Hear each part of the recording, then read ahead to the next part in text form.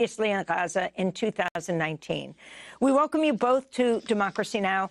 Dr. Meir, let's begin with you. Describe what you saw. First of all, thank you, Amy, for having both of us. And describe what I saw, a very common question. Immediately when we entered in the morning, went to go to work, the first sight was all the amputees, the children, from children through the adults. Seeing the number of amputees, double amputees, with 30,000 people living outside or inside that hospital was our first sights, the first thing that we saw. And, my experience in Gaza, this was my 5th time there. I had never seen something like this, including my visits to Syria, Somalia, Sudan, and Yemen in the past, conflict zones, areas under tense, circumstances. I've never seen this number of amputees, destruction, and people just seeking refuge. It was an experience like no other. If you can tell us about a few cases and also talk about patients coming from other hospitals and what you heard about Nasser and Shifa, this horrifying report we got in the last week of mass graves discovered at both major hospitals.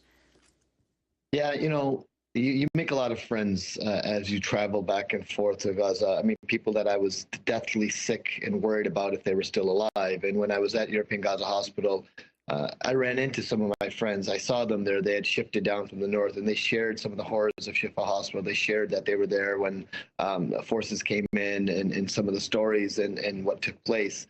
And they shared with me the name, people that were friends of ours that have passed away, like Dr. Medet, the plastic surgeon who was killed, and Dr. Ahmed, a young plastic surgeon, and his mother were killed at Shifa, and their bodies were found there. They shared those stories with us, and we paused and we grieved, and then we got back to work. Patients, Yasin, 11-year-old boy, was a double amputee. He's 11 years old. I have children. Those watching have children, grandchildren, nieces and nephews. Imagine your 11-year-old family member losing both his legs. And now in Gaza, there were only 2 prosthetic centers that would help these, amputees throughout the Gaza Strip, and those no longer exist. And as you mentioned earlier, a systematic dismantling of healthcare. We saw it, we occurred it. Every night we would hear the bombings, the strikes, the drones, the artillery. And like clockwork, myself and Dr. Azim and my other 2 colleagues, Dr. Shazia and Dr. Shark, would know it's time for us to get to the emergency department. And we would work long hours into the early morning hours, helping the local doctors at European Gaza Hospital try to save lives as mass casualties would come in. Some would be dead on arrival, and some would die while we were working on them, and then others we'd be able to save. And, as we started the show earlier about the recent bombing strike in Rafah, it brought back vivid memories, and I could recall myself and Azim in that emergency department going through what takes place. And to follow up, yes, European Gaza Hospital is the only tertiary, only high-level hospital remaining. It is not a massively huge hospital like Shifa was or Nasser was. And now when strikes take place in other places, there is no place that can stabilize or take care of such mass casualties besides European Gaza Hospital. So from Rafah, they're brought to European Gaza Hospital, which is probably about 5 to 8 kilometers probably, and then receive care. So, this is life in Gaza as a healthcare worker right now, trying to deal with all this. This is a short video your team filmed of some of the children and people taking shelter inside European Hospital. Many of them have set up makeshift tents in the hallways. Another day in EGH. Assalamu alaikum. How are you?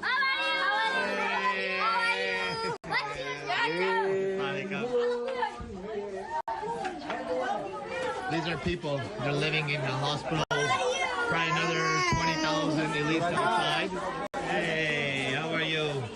So they've lost everything. They live in the hospitals. They're not patients. They make makeshifts on the side. There's people up on the stairs like this. This is life in Gaza. that's inside European hospital. Dr. Azim Elahi, if you can describe the atmosphere, not only the patients, but the people taking refuge, and then what people are dying of. You've got the airstrikes directly, but then you also have disease, and you have this imminent famine. Talk about that, Dr. Elahi. Amy, thank you for inviting us to share our experience. I was listening to that clip in my ears, and immediately a smile came on my face just because it took me back to those moments when we'd walk through the hallways.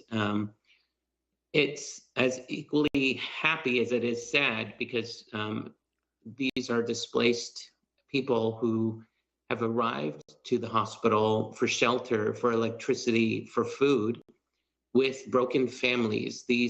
When you sit down and actually interact with the people that you encounter in these corridors, you realize very quickly that the families are extended families, and they've been brought together because of injured family members or family members who have passed away as a result of the war. The corridors are lined, just like you see in that video, in every nook and cranny, every staircase, every space in the hospital where you're taking care of patients, where the radiologist is reviewing scans, is occupied by displaced persons. The situation there is dire because it does, in fact, interrupt medical care when you have this cohabitation of sterility and medical treatment with just life. And it's a truly amazing parody to see in real life, because you can hear in the video the amazement and the joy and the laughter that you can hear from the children's voices. But when they're tucked in behind those curtains, I can assure you that their life is very different than what their faces show.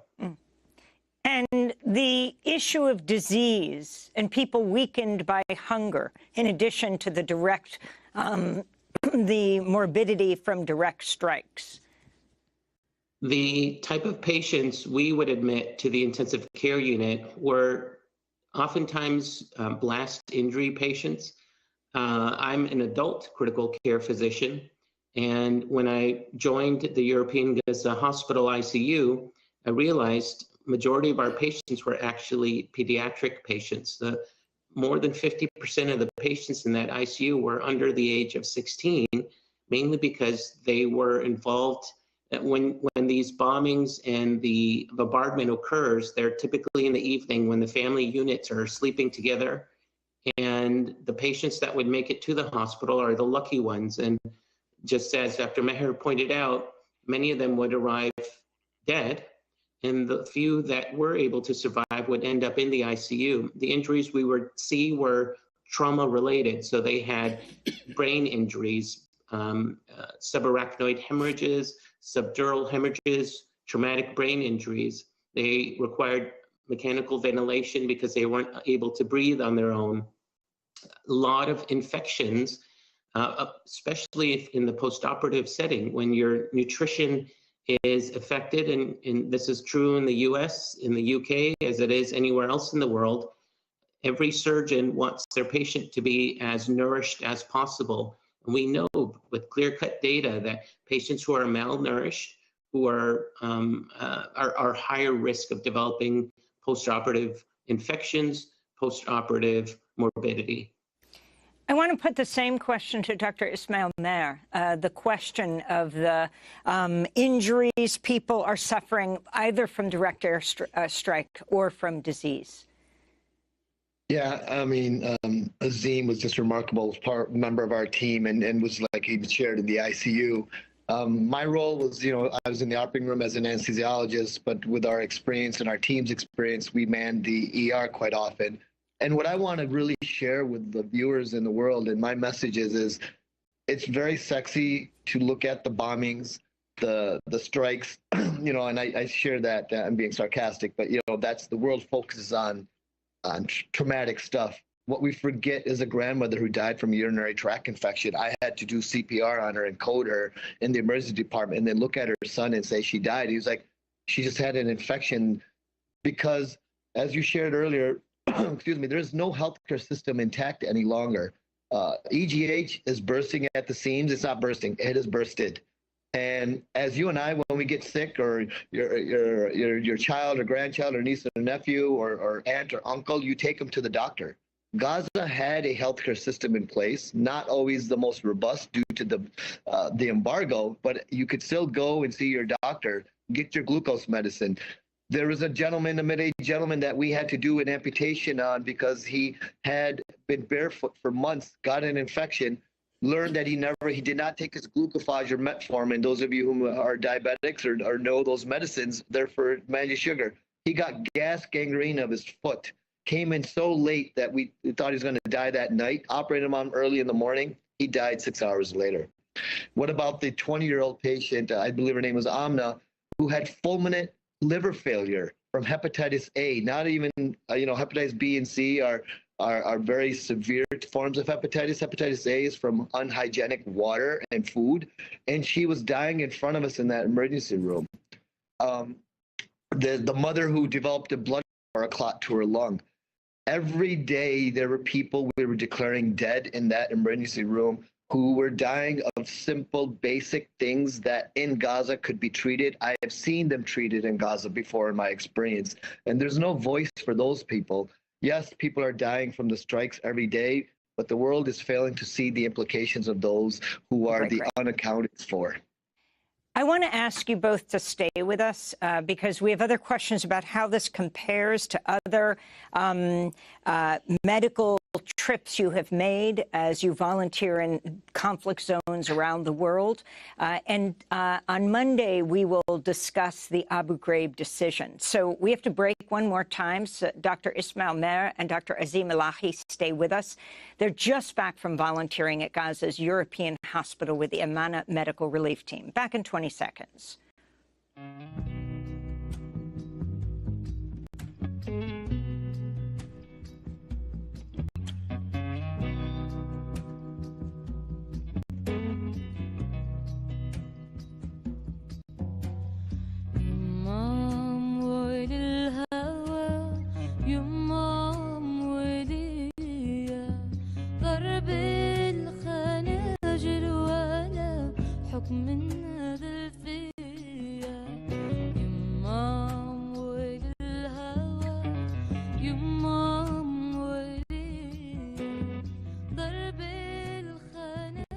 Mums Sing to the Wind by Naya Barghouti. This is Democracy Now!, democracynow.org. I'm Amy Goodman as we continue with the two doctors just back from Gaza volunteering at European Hospital. Dr. Ismail Mer, anesthesiologist, chair of the nonprofit Amana Medical Relief, which focuses on disaster relief. Dr. Mer has participated in over 35 medical missions globally. He's been to Gaza 5 times, dating back to 2008 and 2009. And Dr. Azim Elahi is with us from Charlotte, North Carolina, pulmonary critical care physician, who is just back also from European Hospital. Dr. Mer, you've been in dozens of conflict zones around the world. How does Gaza compare? There's no comparison. You say you've seen, in a long career that when you've seen everything, you know your career is complete. And I thought at one point that I've seen everything, and when I walked into Gaza, I'm not even close. I can compare it to Gaza 2008, 2009, to 2022, 2023. I had the opportunity to go to Deir Bala. It's a little bit north of Khan Yunis, and I had to drive through Khan Yunis to deliver supplies and medications that we had for different hospitals. And as far as I could see, it looked like Armageddon. There was not a single building, single structure, single gas station, single hospital, single school, single university that remained standing. And then the despair and the that you see around you at European Gaza Hospital, I can't do justice to describe it. I just, maybe Azim can or someone else can. It's you can't describe it. I want to go to one of the people you met at European hospitals. You were just describing, Rafat Badwan, describing what he and his relatives were sleeping, targeted by an Israeli strike. His son survived, but severely injured. My brother and his wife and his all children, 2 daughters and 1 son, are killed. استشهدوا إن شاء الله رب العالمين. Also, my sister's son are killed by them. And all the health sector need your support. There is many injury and there is a shortage in medical supplies. We all need your help. That's Rafat Badwan, Dr. Mayer. If you can also talk about how Gaza has changed in the many times that you have been there back to 2008-9. Yeah, I think people fail to forget. Everyone thinks everything started October 7th. This has gone back to 75, 76 years, since 1948, and then Gaza specifically down back to the early 2000s with the embargo. The healthcare system has been always in a noose, and that noose tightens at times when there's conflict, or it loosens up, but it remains around the neck of the healthcare system. And right now, that noose has completely just has hung the healthcare system. I mean, people say partially. People use words as it's semi-functional or remaining hospitals. Yes, there's structures, and there's amazing colleagues and brothers and sisters from healthcare that are doing an amazing job. But a functional healthcare system to save lives is been extinguished. It's I can't describe what the situation is there. And that gentleman, Mr. Radwan, he's a pharmacist, and I remember that night vividly, and I'm sure Azim does as well. It was multiple casualties came in: children with depressed skull fractures, mothers. Some of them were his family members, others were just his neighbors. And luckily, our team was there from Imana and Heal Palestine. Partnered with Heal Palestine in this mission, and we were able to work along and help save some lives that night. But what hurts me is that every day this is happening, and every day there are innocent people losing their lives. Dr. Elahi, I wanted to get your final comment and your message as you come back to your practice in Charlotte, North Carolina, how this has changed you and what you'll be telling the medical community here. I will say from 2019's experience and our current experience just now, what you'll realize from the people in Gaza is they just want the world to know and understand what they're going through. You heard it in this gentleman's voice that he's just expressing a plea to the world to provide help to the people of Gaza, see what's happening there. And when I come back to the comfort of my home and the comfort of my family and the comfort of a modern healthcare system, it is really difficult to understand what's happening. I think we just have to open our eyes, share with the world what's happening there, and open our hearts for them. Dr. Azim Elahi and Dr. Ismail Mayer back from volunteering Gaza's European hospital with the Amana Medical Relief Team. That does it for our show. A happy early birthday to Dennis Moynihan. Democracy Now! Produced with a remarkable team. I thank them all. I'm Amy Goodman. Thanks so much for joining us.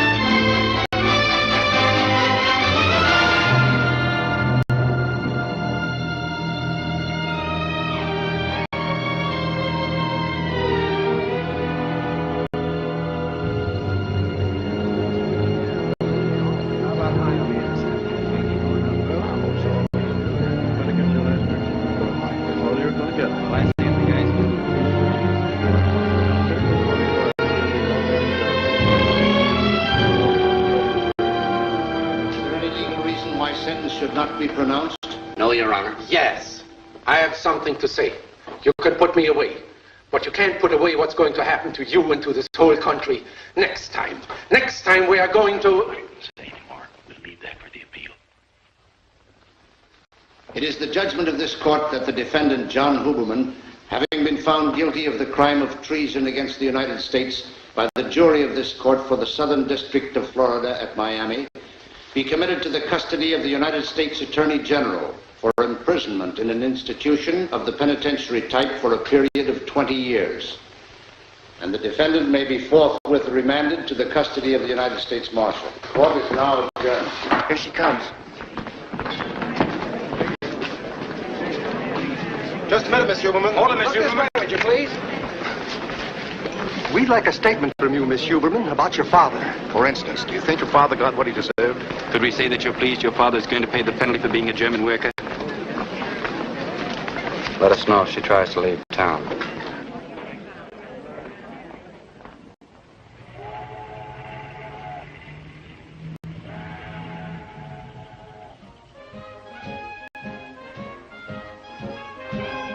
Would you care to pause for some refreshments, Mr. Hopkins? Alicia, were you really followed by a policeman?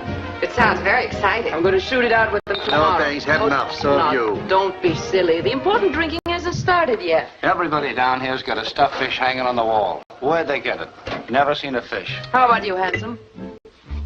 Haven't I seen you somewhere before? Well, it doesn't matter. I like party crashers. He's not a party crasher. I brought him.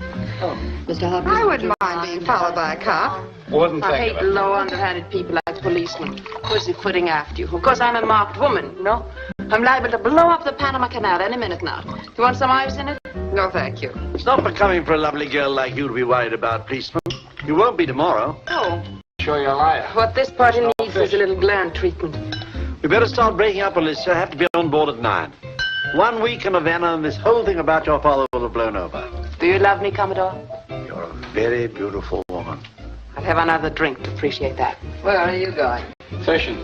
This time of night, you're mad. How about you? Still What's the drinking? difference? There's no fish day or night. Do you know something? I like you.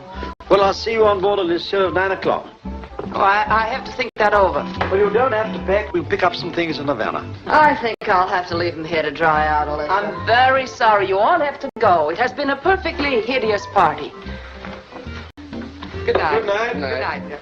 Good night.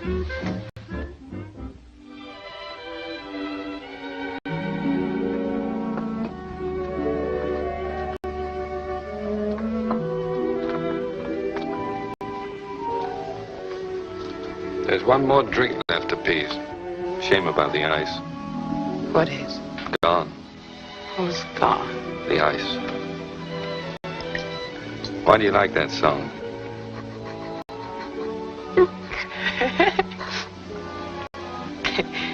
Because it's a lot of hooey. There's nothing like a love song to give you a good laugh. That's right. It's stuffy in here, isn't it? Might be. What about we have a picnic? Outside?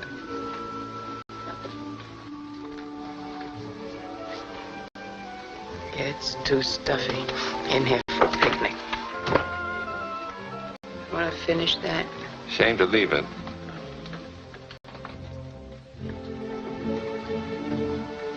You're quite a boy.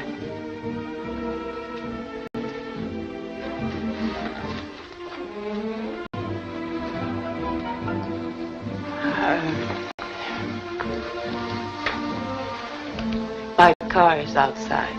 Naturally. Want to go for a ride? Very much. What about your guests? They'll crawl out under their own steam. I'm going to drive. That's understood.